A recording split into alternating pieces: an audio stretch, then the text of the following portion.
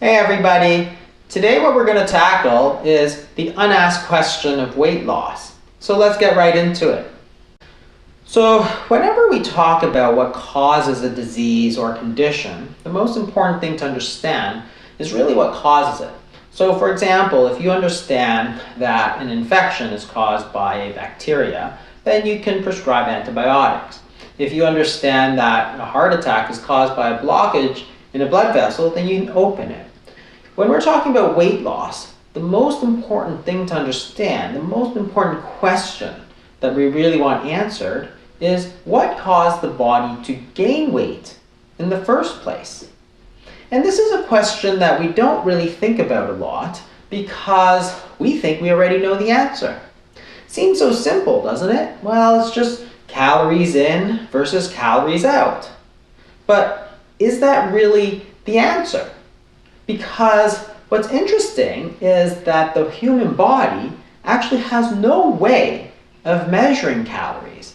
It has no idea and it doesn't care at all. So in all the human physiology research that we've done over the past 100, 200 years, there's nothing in the body that measures calories. There's no receptors for calories, there's no hormones that measure calories. The body actually has no idea how many calories it is or it isn't eating. So what is a calorie? So what are calories? Well, calories are derived from physics. They're really just a unit of heat. So we use a machine called a calorimeter, and what we do is we put a piece of food, for example a bagel, into this calorimeter, and we burn it and we determine how much heat is given off. We could just as easily put, say, a piece of meat into this calorimeter and measure how much heat is given off, or we could put a piece of wood, which is not even a type of food, and we can see how much heat is given off. The problem with this approach, which is the calories approach, is that the body has no way to measure that, and it has no way of understanding what it's supposed to do with all of the energy that you've just eaten. That is, our body depends on hormones. So those are the chemical messengers that tell the body to do specific things. So for example, if we want our body to store body fat, we need hormones to tell our bodies to store that body fat. The calories alone are not going to do it. Because if we eat 250 calories of wood, for example, that will just pass right through our body. It's not food, we don't absorb it, and we're not going to store fat by eating wood. So what's important is that the body only cares about hormones, whereas this device only measures the amount of energy stored in that food. And this is why we get confused as to why the body is gaining fat, because we think it's about calories, but the body only cares about hormones. So we get to this concept called the energy balance equation, and this is where things start to get complicated. So this is what most people think about with calories, is the energy balance equation. And it's usually written like this: fat, the amount of fat that you store, equals calories in minus calories out. So the idea is that if you simply take a few extra calories, say you eat an extra 250 calories, whether it's from a bagel or whether it's from a piece of meat, as long as that is in excess of the amount of calories that you're using in a day, you're going to store body fat. But let's think about this. What if we were to eat 250 calories of wood, for example? Well, that's a calorie, but clearly it's not going to cause us to store body fat because it's not even food. So instead, what we have to understand that different types of calories are going to evoke completely different hormonal responses. So instead of thinking about it as a calories in, calories out, which does not come with the instructions as to what to do with those calories, you have to understand that different types of calories are going to provoke certain hormones to go up. And some of these hormones, for example, are going to be insulin. So if you eat a bagel, like carbohydrates, insulin's going to go really high. We have mTOR, for example. So this is another type of nutrient sensor. If you eat protein, this is going to go up high. So if insulin goes up high, our body tends to store that energy. If you eat a lot of protein, mTOR is going to go up, and that's actually instructions for our body to start building proteins, building muscle, that kind of thing. If we eat protein, another hormone called peptide YY is going to go up. And that's a satiety hormone. That tells us to stop eating. So for example, if we've eaten our fill at the all-you-can-eat buffet, it's very hard to eat another piece of a pork chop because of the peptide YY. It's going to release it, and we're so full that we don't want it. And same thing, when you eat dietary fat, you're going to release something called cholecystokinin.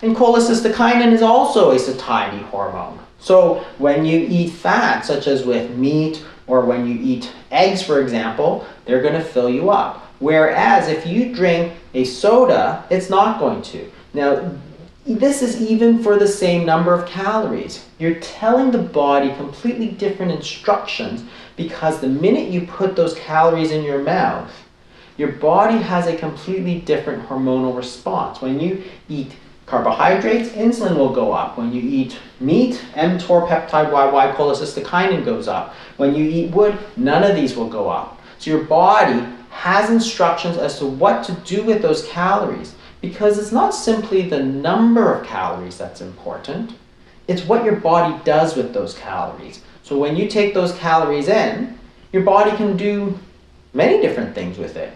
It can store it as fat if insulin goes up. It can use it to build muscle, like if your mTOR goes up. It can also pass it out through the intestinal system, as with if you activate none of them and you pass it out like a piece of wood.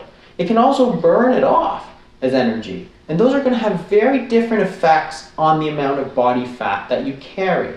So it's not the number of calories, but the instruction that those calories carry, the hormonal responses of those foods, that is going to determine what eventually happens to our body. So when we think about the question of how do you gain weight, it's really a question of what hormones are you activating for those calories that you're eating, for the number of calories and for the type of calories. What hormones are you activating that is leading you to get to this state where your body is gaining fat? Because if you think about it, it really makes no sense. Because if it was simply a calories in, calories out, the way that most people think about it, it all comes down to calories in, which is how much you eat, which is something you control, and calories out, and oftentimes people say it's the exercise that you do. Both of which are under your own conscious control. You control what goes in your mouth, you can decide if you go for a run or not. And therefore a lot of people think that body fatness is really a function of your own conscious control, which actually makes no sense, because if you look at a graph of what happened to North America over the last 50 years, you can see that there was a very sharp turn somewhere around 1977 where the obesity epidemic really got rolling. The rate that people, especially Americans, started to become obese started rising very quickly in 1977. And it's not simply because all the Americans in the world, all the Americans, Canadians, and everybody over the world just suddenly decided that they were going to eat more. It wasn't that. It was the change in two things, which is the types of calories that we're eating, and also how often we're eating it, which is giving our body different types of instruction. So if you understand that it's really about the hormones that go along with those calories, then you can focus on what different types of food and what different types of eating regimens can beneficially change those hormones so that you lose weight. And that's going to be a much more successful way to get to the desired weight. And that's really why calorie counting doesn't work, because we're so focused on something that our body actually doesn't understand. We don't have the instruction. Calories don't contain the instructions that we need. We need to focus on the hormones. And that's it for today. We're going to go more into depth into calories in future lectures. So make sure to look out for that. If you liked it, make sure you hit the like button, subscribe to the channel below, and turn on the bell for notifications. You can also check me out at thefastingmethod.com and also check out my books, The Obesity Code and The Obesity Code Cookbook. Thanks for watching, everybody.